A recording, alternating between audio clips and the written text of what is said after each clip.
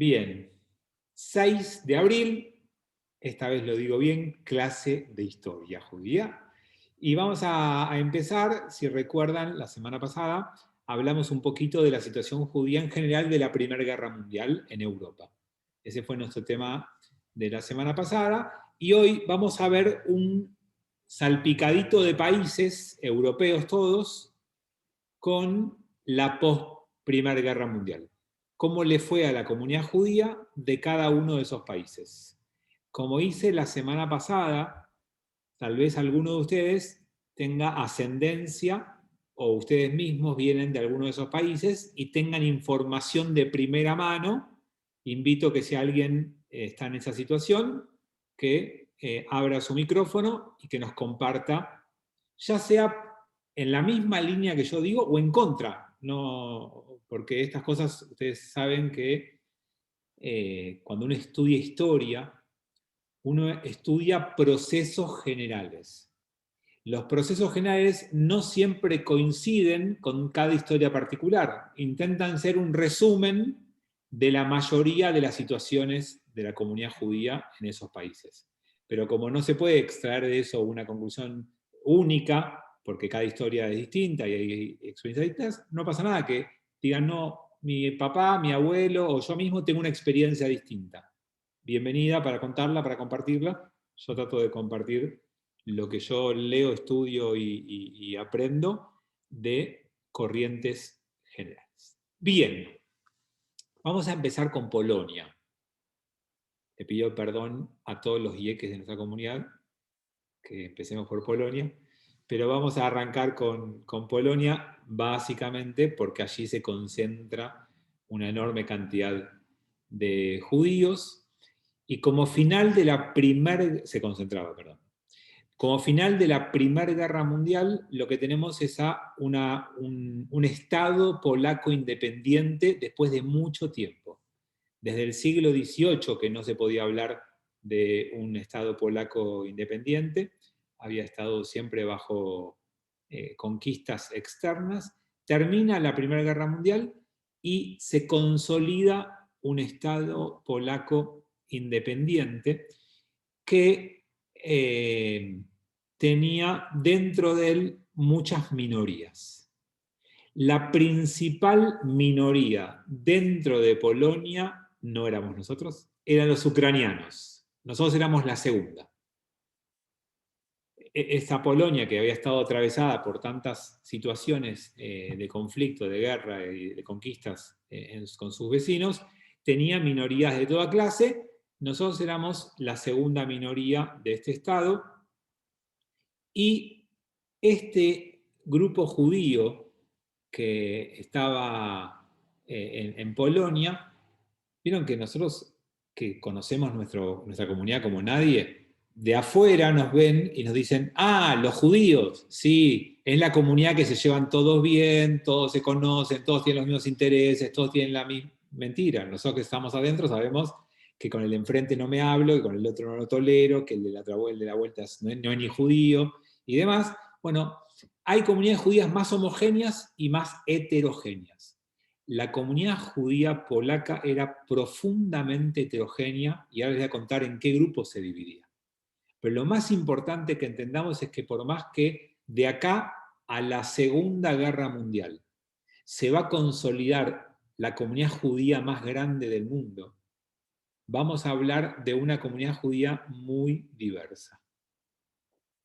Una linda forma de ver esta diversidad, perdón, dije una linda forma y ahora voy a decir algo que no es tan lindo, pero una manera de ver esta diversidad es visitando el cementerio de Varsovia. El cementerio de Varsovia, que es una muy buena fotografía del siglo XX de Polonia, uno va a encontrar tumbas de diferentes años y va a encontrar tumbas de todo tipo. Tumbas escritas en polaco, de nacionalistas polacos, tumbas escritas en hebreo, tumbas escritas en yiddish, tumbas con simbología muy judía, tumbas de gente destacada en la cultura polaca. Es súper diversa esta comunidad judía. Entonces, ¿en qué grupos estaba formado? Básicamente en 4. Uno de los grupos eran los judíos astrohúngaros, básicamente sefaradíes, que no tenían nada que ver con los polacos, pero que en la repartición de la Primera Guerra Mundial y la disolución del Imperio Austrohúngaro quedaron dentro de los límites de Polonia. Entonces, estamos hablando de un perfil totalmente distinto al que ustedes están acostumbrados a pensar en judíos polacos. Por ejemplo, quien les habla tiene sangre 100% polaca. Mis 4 abuelos son de Polonia, o eran de Polonia. Así que todas las quejas que tienen, diríjanse a Polonia, no a mí. Así que tenemos muchos judíos, pero un grupo de los cuales yo no vengo, yo no tengo ascendencia en esa clase, en ese subgrupo, era judíos sefaradíes o de origen español, antiguos habitantes de lo que se llamaba el Imperio Austrohúngaro. Después estaban los judíos clásicos ashkenazíes, que sí son los judíos más del corazón de Polonia clásica e histórica. Estaban los judíos de las zonas anexadas de Rusia, que eran antiguamente de la Rusia zarista y que después de la Primera Guerra Mundial quedaron bajo territorio polaco, que esos básicamente estaban en la frontera con Lituania y Bolonia. Esas eran las zonas de los ex rusos. Y por último, los antiguos judíos prusianos. Bastante, como los primeros, bastante aculturizados, muy involucrados en la cultura local, muy alejados de la vida tradicional judía. Entonces tenemos diferentes grupos de judíos polacos y muchos de ellos muy distintos entre sí, incluso algunos entre ellos enfrentados ideológicamente con posturas totalmente opuestas en su concepción de la vida y en su concepción del pueblo. Samuel, ¿querés decir algo? Samuel, te están preguntando si quieres decir algo. Sí, quiero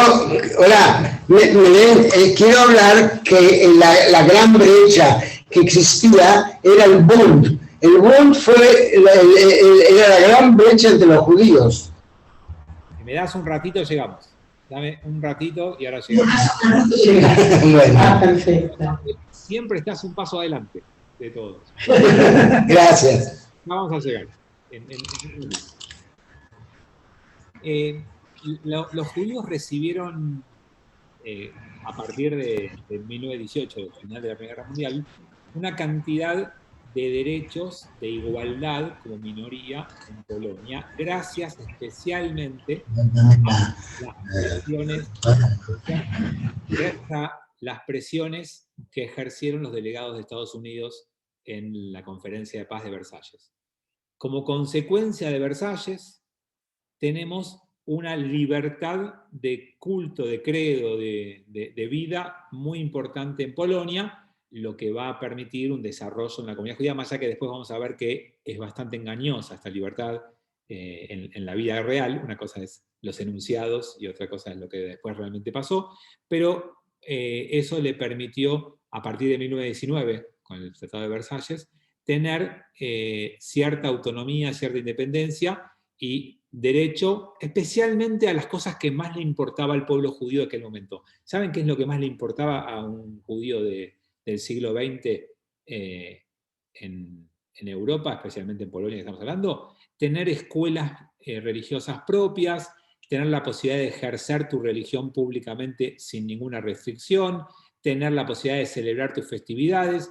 Esas eran los indicadores de tu independencia religiosa. Y en estos 3 puntos, en las escuelas, en las festividades, en la libertad religiosa, teníamos bastante autonomía desde el Tratado de Versalles.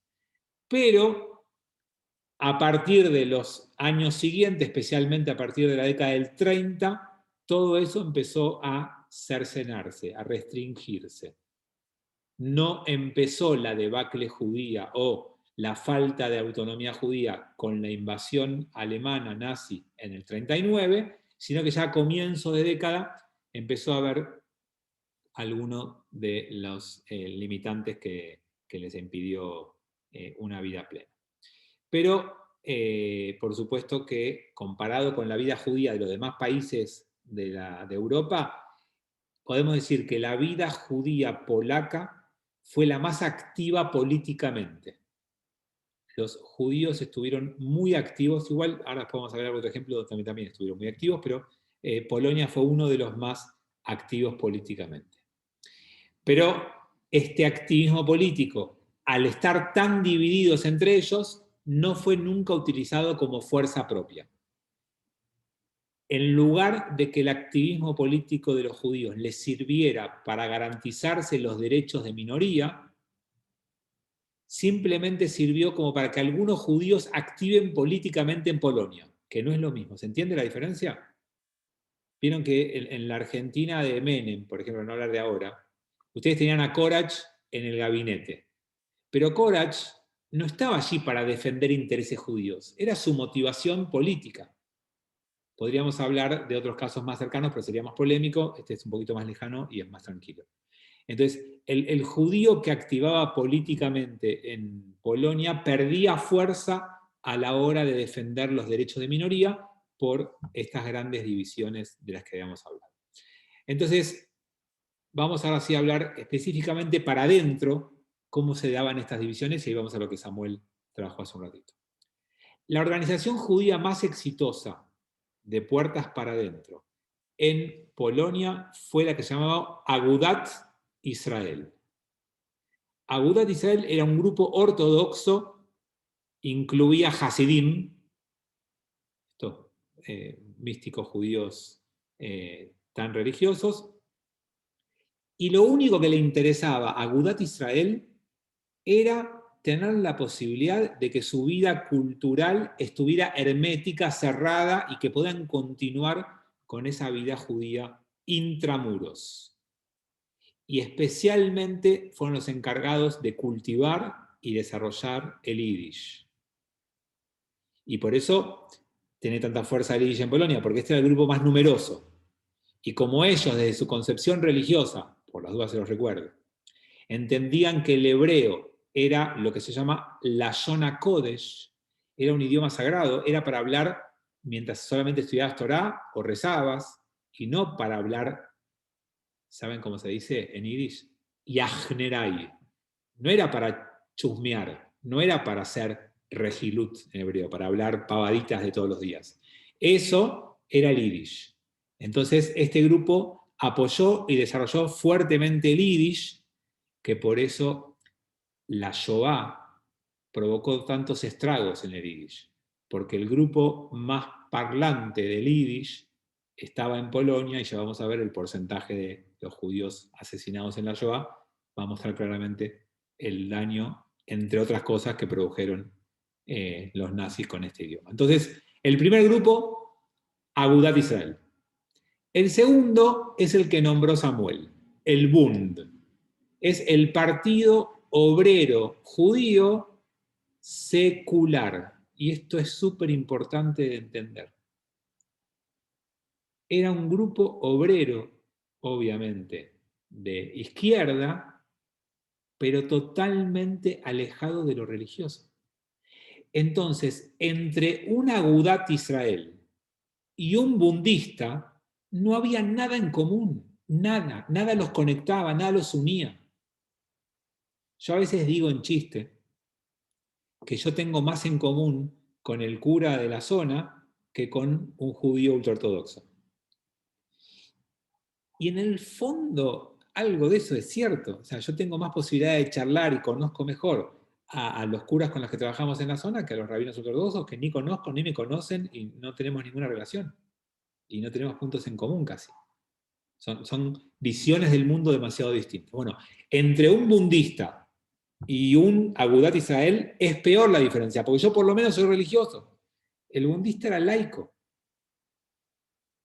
Y no quiero contarles intimidades políticas, pero tampoco soy muy de izquierda. Tampoco soy de derecha, pero tampoco soy muy de izquierda. Entonces, hay diferencias ahí importantes. Entonces, el partido bundista era el segundo grupo, con una cosa en común solamente con Agudat Israel. ¿Saben qué tenían en común? el yiddish. Ellos también hablaban en yiddish.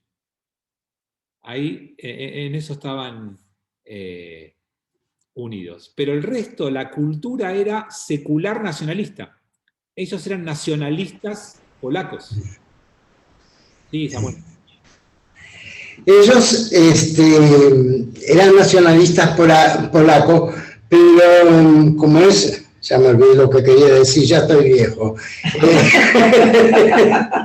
No, ellos no eran sionistas, es decir, la gran diferencia con los judíos normales era que no eran nada sionistas, al contrario, eran antisionistas. Eso fue una subbrecha que hubo con todo el movimiento del Bund. Sí, acuerdo 100%, pero no te olvides, Samuel, que estos Agudat Israel en este año tampoco son sionistas. Agudat Israel va a ser sionista, pero todavía no lo es. Ya lo va a ser, ¿eh? Se van a unir después al sionismo, pero ingresan un poquito después. Pero tenés razón, el bundista no era sionista porque era nacionalista, porque quería pertenecer a la cultura y al país en donde estaban. El error que cometieron estratégico, dicen, hoy, con el diario Día Después, es que ellos empezaron a colaborar demasiado tarde con el Partido Polaco Comunista, o socialista, creo que se llama socialista, no comunista. El Partido Polaco Socialista, recién en la década del 30 tardía empezaron a cooperar con ellos, lo que ya fue demasiado tarde para integrarse de verdad a la cultura y a la dirigencia política polaca. Entonces terminaron siendo un reducto muy pequeño en lo polaco. Importante en la comunidad judía, pero no muy gravitante en la política polaca. Tenían una gran contradicción, porque a pesar de ser ateos la mayoría, celebraban Rosh Hashanah y Kippur y Pesach y todas las costumbres judías que la arrimaban al pueblo judío, y por eso no se puede negarles que fueron judíos, porque pertenecían al pueblo judío. Sí, Samuel, festejaban todo lo que vos dijiste, pero con interpretaciones distintas. O sea, vos ibas a conocer de Pesach, del Bund, y si bien había una mesa servida, hablaban de los derechos de las minorías, no hablaban de los judíos de Quito solamente, y le agregaban al ritual un montón de variantes modernas de esa época. Entonces, es cierto, festejaban las fiestas judías con su propio... Por ejemplo, no ayunaban en Yom Kippur.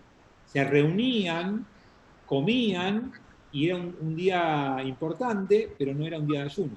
Entonces, es verdad que mantenían las fiestas con su propia interpretación moderna. El tercer grupo era el de los sionistas.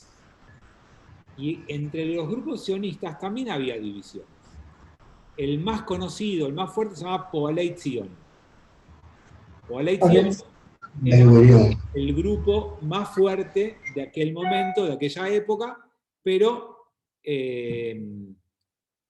no, de vuelta no era el más numeroso, como dijimos antes, y a diferencia de los dos grupos anteriores, estos grupos sionistas hablaban en hebreo, no en yiddish, y defendían el idioma hebreo como idioma habitual del pueblo judío, que es una de las peleas que hubieron en estos mismos tiempos en Israel, que en ese momento era Palestina, ¿se acuerdan que lo hablamos? Hubo discusiones respecto a qué idioma debía hablarse en la tierra futura de Israel en estos años, Palestina. Finalmente se impuso el hebreo, como todos sabemos, pero no fue la única opción, y yo les conté que una que estuvo cerca de imponerse fue la del alemán, en la década del 20, acuérdense. Pero bueno, se impuso el hebreo. Este grupo tercero sionista era hebreo. Y después el cuarto grupo eran los que estaban dispuestos a asimilarse y tenían su participación en la vida polaca, en la vida cultural y en la vida política. Entonces, estos judíos, que cuando yo les dije lo de las tumbas del cementerio de Varsovia, cuando fuimos, uno lo reconoce enseguida por los nombres. Porque hay tumbas en yiddish, hay tumbas en hebreo y hay tumbas en polaco. Hay tumbas con nombres súper judíos y hay tumbas con nombres polacos. Hay tumbas con símbolos judíos y hay tumbas con símbolos polacos. Entonces, el cementerio judío de Varsovia, uno ve esta diversidad muy fuertemente marcada. Esto imposibilitó a la comunidad judía de Varsovia organizarse en una gran comunidad paraguas, en una AMIA, en una organización que nuclea a todos y represente a todos los judíos polacos frente a los intereses, que defienda los intereses judíos frente al gobierno, frente a la política. Eso no existió por culpa de estas diferencias, y todo esto hizo a la comunidad judía mucho más débil y mucho más fácil de manipular.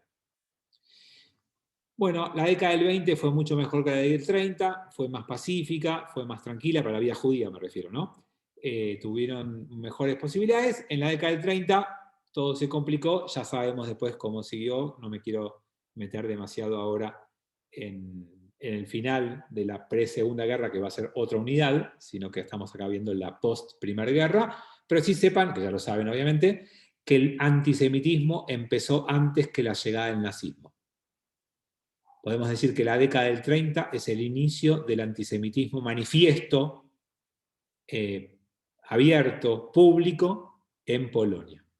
Todo esto previo, obviamente, al nazismo invadiéndolos. Les voy a dar algunos ejemplos de algunas cuestiones que pasaron, porque solamente lo traigo porque hoy en día presenciamos cosas parecidas. Se intentó aplicar una ley que prohíba la matanza de carne kasher. Se llama shejitá en hebreo. Y finalmente se aprobó en las regiones donde la población judía era demasiado pequeña. Esto es hoy parte de lo que sufre la comunidad judía europea. Permanentemente aparecen propuestas en parlamentos europeos hoy en día para prohibir la carne kasher, la matanza de animales de acuerdo al rito kasher. Por eso lo traigo ahora, porque esto es una de las cosas que apareció en la década del 30 en Polonia, y bueno, me llamó la atención que hoy tengamos que ver lo mismo.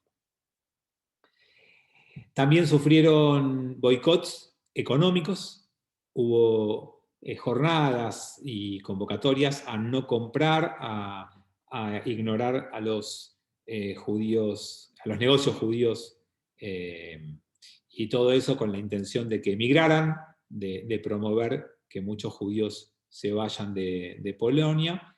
Y bueno, después la historia ustedes ya la conocen, la vamos a estudiar más adelante. Vamos a ver la pre-Segunda Guerra Mundial en otro momento. Antes de cambiar a Lituania, que es nuestro próximo destino, no sé si todos tienen el pasaporte al día, sí. Son ciudadanos europeos, espero que sí. Así viajan sin problemas. Esperen que tengo acá un chat. Antes de la Primera Guerra, ¿a quién pertenecía Polonia? Bueno, lo que es Polonia pro-Primera Guerra, parte era el Imperio Austrohúngaro, parte era Rusia, parte era Ucrania, digamos, estaba como dividida, y había una parte más chiquita que se llamaba Polonia, pero el territorio post-Acuerdo de Versalles no es lo mismo que previo a la Primera Guerra Mundial. ¿Estamos describiendo solo las costumbres caseras en Polonia? ¿Con qué argumento? No sé a qué te referís, Tomás. No, la vida de los judíos, cuando yo pensaba en lo que me contaba mi madre, pero es de Alemania, por eso capaz que es otro capítulo. Respecto a cómo festejaban las fiestas, a eso me refería. Si estamos hablando de Polonia... Por eso conté, en el 1919, post-Versalles, los judíos tenían oficialmente permiso de practicar y vivir su religiosidad sin dificultades. Y esto durante la década del 20 se aplicó bastante más, y en la década del 30 empezaron los conflictos antisemitas dentro de Polonia, pero no porque cambió la ley, sino porque esto que te decía, porque se generaron boicots, porque querían que los judíos se vayan, empezó a haber antisemitismo. Pero yo apuntaba a otra cosa. ¿A qué? en mi familia materna, que es lo que yo escuché, festejaban todas las festividades judías, pero también Navidad, se armaba el árbol y se hacía un pseudo festejo, no religioso obviamente, Okay. pero como que había una asimilación a las costumbres del país. Ahora sí entendí la pregunta. Eso solamente en el cuarto grupo. Por eso iba yo te lo escribí antes, iría con el cuarto grupo y estoy hablando de pueblos en Alemania. Pero no tanto como en Alemania. Muchos de los judíos del cuarto grupo no querían ser tan polacos como los judíos alemanes querían ser alemanes. El sentimiento del judío alemán es único en eso. Obviamente que en el imperio austrohúngaro y lo que quedó después, podemos encontrar en Austria algún ejemplo parecido, algún grupito de Checoslovaquia que vamos a hablar porque también heredaron de ese imperio austrohúngaro. Vamos a ver cómo del corazón europeo vamos a encontrar ese orgullo de pertenencia. En lo polaco mucho menos. No tan marcado como estaba en Alemania, pero sí, por supuesto que había algún grupo pequeño de judíos que hacía esto.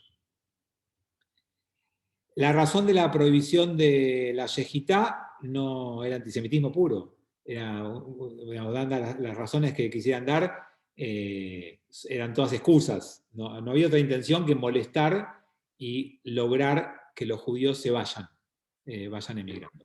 Perdón, pero Irene te preguntó con qué argumentos hoy, con qué argumentos lo justifican. Que es algo dañino para la salud del animal, pero hablamos de hoy, son las ciudades que de vuelta están empezando a resurgir el antisemitismo y no hay ninguna razón lógica, que el animal sufre, que es una costumbre prehistórica, que nada realmente serio. Pero también ahí estaba Saúl que preguntaba razones de la prohibición de la yejitá, por eso contesté lo de recién. Y hoy, ¿en qué países se prohíbe la matanza? Ningún país todavía la prohíbe, pero hay permanentemente proyectos de leyes que llegan a los parlamentos en algunos lugares de Europa para proponer esto. Pero volvamos a nuestro siglo, estamos en el siglo XX, no en el siglo XXI, estamos en 1920, y estamos en Lituania. Lituania quedó, después de la Primera Guerra Mundial, como un pequeño país que perdió Vilna a manos de Polonia. Por eso Polonia tenía tantos judíos y tan diversos, y en otros países quedaron menos judíos.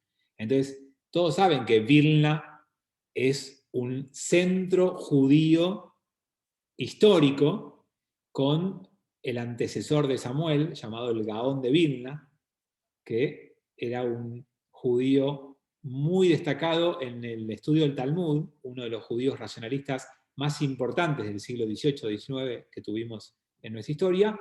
Vilna era una ciudad típicamente judía. Bueno, quedó bajo territorio polaco después del Tratado de Versalles, entonces Lituania, si bien tenía judíos, perdió gran parte de su comunidad judía. Por otro lado, ¿cómo se llama? Kovno, no me salía el nombre, Kovno es una ciudad en donde se convirtió en sede del gobierno y ahí también había muchos judíos, ¿no? Pero también perdieron esa ciudad porque quedó bajo los rusos. O sea, hay como pérdida de lugares lituanos típicos judíos a manos de otros países, entonces la población judía quedó mucho más pequeña en la Lituania de entreguerras. Estamos hablando de una población judía menos gravitante que en otros países. Bueno, obviamente que este nuevo estado de Lituania despertó en los judíos gran interés en participar, en cooperar, les generó mucha expectativa, mucha ilusión. Parecía que realmente venía un país donde iban a poder tener autonomía y los judíos eran una de las minorías nacionales con ese estatus. Tenían el estatus de minoría nacional y creían que podían estar mucho mejor que lo que habían estado en la historia y que mucho mejor que sus vecinos judíos polacos. Entonces, estos judíos de Lituania se entusiasmaron, apoyaron al nuevo gobierno, apoyaron la unidad nacional y tenían como mucha esperanza puesta en la nueva conducción política. Por ejemplo, inició el gobierno con medidas muy positivas. Por ejemplo, permitió que los negocios judíos pudieran tener carteles en hebreo, que puedan usar la cultura judía en los medios públicos. Tanto el hebreo como el yiddish. Incluso los parlamentarios judíos podían hablar yiddish en el parlamento. O sea, se llegó a hablar de una Suiza de Europa del Este, más o menos. Se pensó que realmente iban a encontrar allí, en esta Lituania, una vida digna y igualitaria. Ya se imaginan, fue toda una ilusión, que duró poco y que después resultó ser un gran engaño. Esa primera etapa había generado matrimonios mixtos y esos matrimonios generalmente se hicieron para acomodarse en la Lituania gobernante, y ese apoyo lituano a la igualdad judía y a los derechos de los judíos aparentemente fue hecho para conseguir apoyo internacional para este surgimiento de este Estado independiente nuevo, que necesitaba ayuda internacional. Pero a mediados de la década del 20 ya cambió el rumbo, cambió la tendencia, y empezaron a verse de a poco cercenados los derechos de la minoría judía. Empezaron a encontrar límites a lo que se los dejaba, a lo que podían, y de a poquito la actitud lituania hacia los judíos fue cada vez peor, hasta llegar a la década del 30, donde empeoró del todo. No obstante esto, podemos decir que la cultura judía en la década del 20 en Lituania floreció. Que las escuelas judías tuvieron apoyo y estuvieron activas, y hubo un grupo sionista importante en Lituania, que contribuyó mucho, especialmente con gente, a la conformación del Estado de Israel. A grandes rasgos, esto es Lituania. Y ahora, si tienen las valijas listas y no les molesta el cambio de horario, los invito a tomar vodka. Vamos a la Unión Soviética. Vamos a la Unión Soviética. Acuérdense que acá estamos hablando de algo distinto, un país que entró a la Primera Guerra Mundial y que salió con una revolución bolchevique, con una contrarrevolución y con el establecimiento de una Unión de Repúblicas Socialistas Soviéticas, con un nuevo régimen totalmente distinto. Y entonces estamos hablando de esta época, ¿no? Donde la primera parte, los bolcheviques que toman el poder en la revolución del 17, condenan el antisemitismo de los zares. ¿Se acuerdan que los zares tenían un antisemitismo brutal? Que el fin del siglo XIX fue la peor época de los judíos rusos. Comienzo del siglo XX hay actos muy puntuales, muy fuertes de antisemitismo, pero bien acotados. Los bolcheviques lo primero que van a hacer es condenar el pasado antisemita de la nueva naciente Unión Soviética.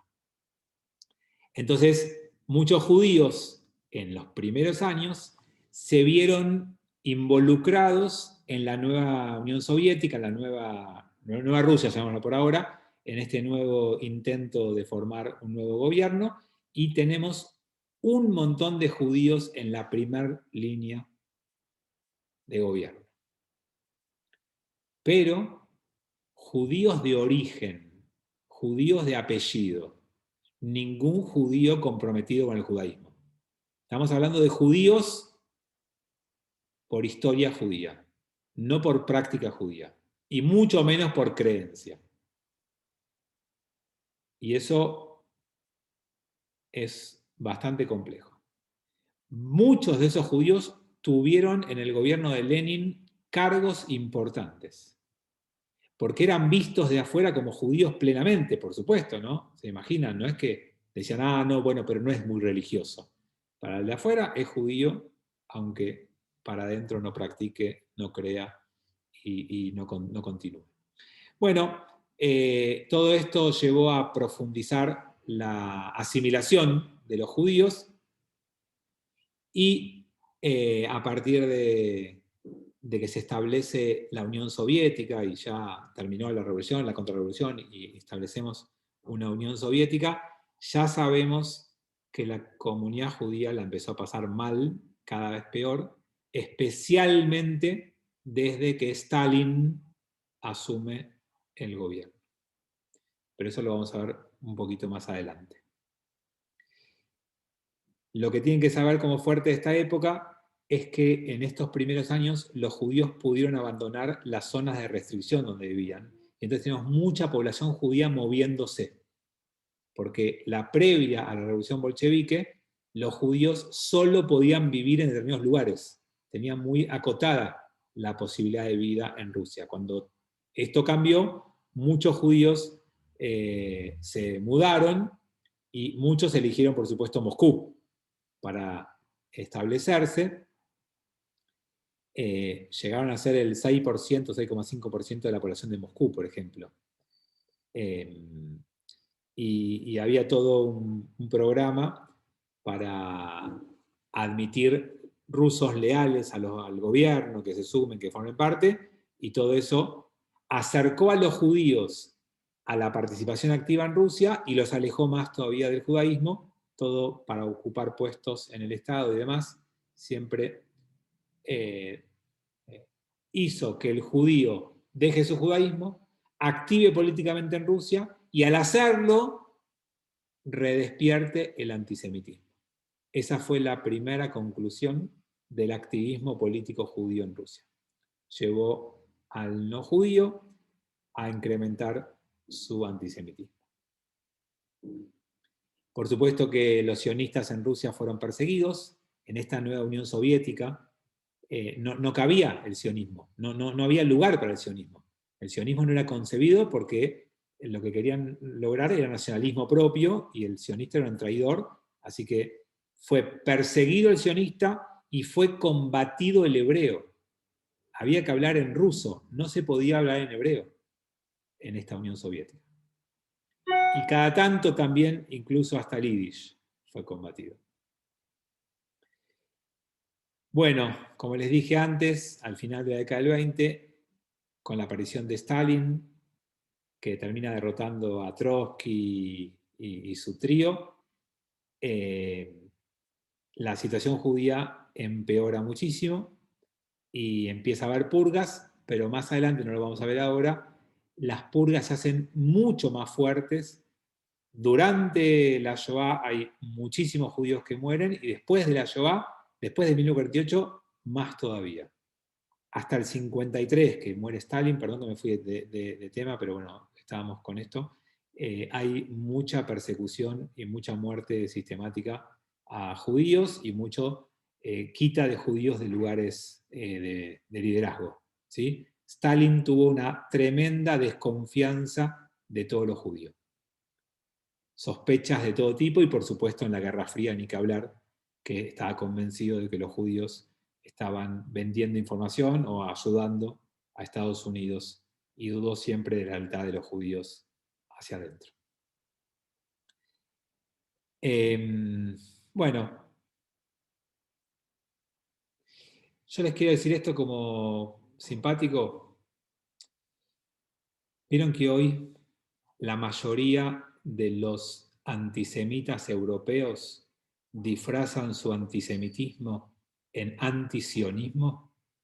Bueno, yo le diría que desde Stalin en la Unión Soviética hicieron lo mismo.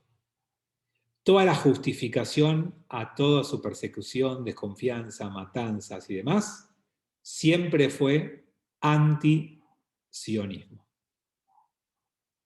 Obviamente porque el antisemitismo estaba muy ligado a los zares, culturalmente. Entonces no podía tener Stalin una conducta equiparable a los zares. Por eso es que basaba su justificación más en antisionismo. Tengo un par de chats y ya nos vamos a Checoslovaquia. También quieren limitar el acuerdo a la ley del Corán. Esperen, no nos vayamos de los temas en la década del 20 el Islam no es un problema en Europa, el problema es hoy. Y no, hoy no quieren limitar eso porque la población musulmana es mucho más numerosa, pero sí prohíben los símbolos religiosos públicos, eso sí hay muchos países que están prohibiéndolo, y acuérdense que eso es especialmente la burka y todas las vestimentas musulmanas que cubren todo. 250 kilómetros alejados de Moscú era la restricción previa a los judíos, ¿no? Exactamente, estamos hablando del siglo XIX, eso que decís, Fer.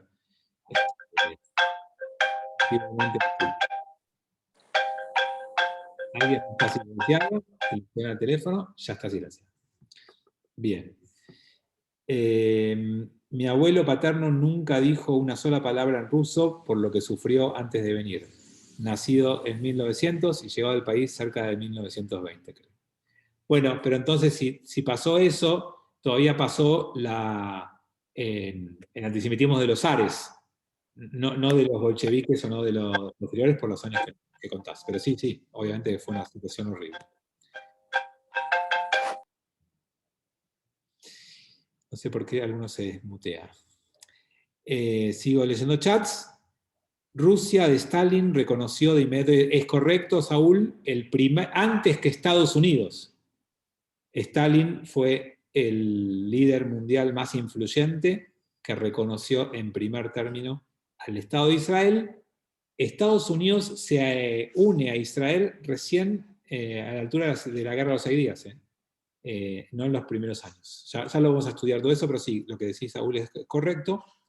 ¿Qué contradicción del pensamiento de Stalin con el caso Rosenberg en Estados Unidos? No vamos a hacer esa comparación, perdón, pero... Oye, ¿qué pasó?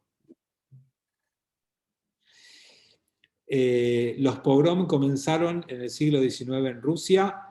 No diría que comenzaron, pero en el siglo XIX fue un año de muchísimos pogroms en Rusia, especialmente finales del siglo XIX, especialmente a partir de 1881-82. Esos son los peores pogroms. Sí, Genia, ¿querés decir algo? Sí, quería compartir una porción pequeña de mi vivencia. Yo viví en Rusia durante Stalin, durante 7 años con mi mamá. Wow, ¿de qué año a qué año?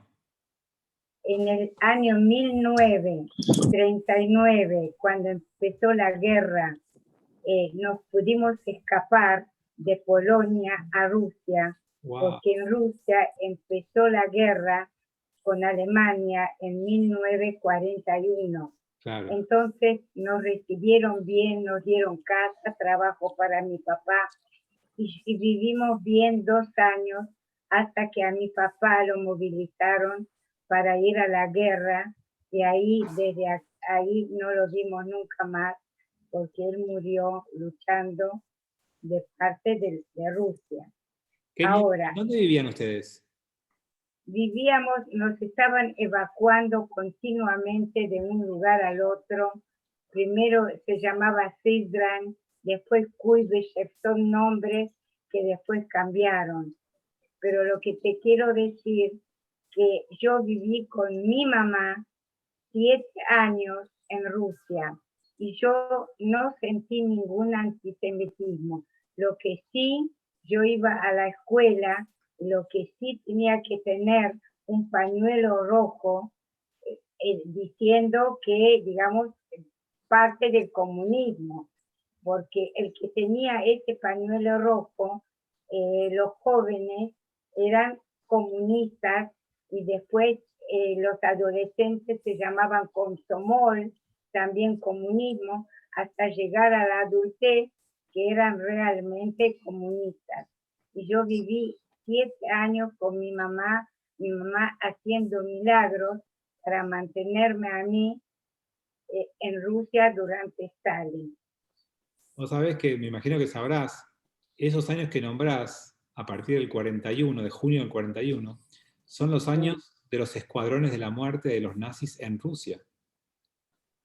Ustedes saben, perdón, que es una digresión, esto lo vamos a ver más adelante, pero la solución final que se decide en enero del 42 en Wannsee, que es un hermoso lugar contradictorio con lo que decidieron ahí de Alemania, no empezó en enero del 42.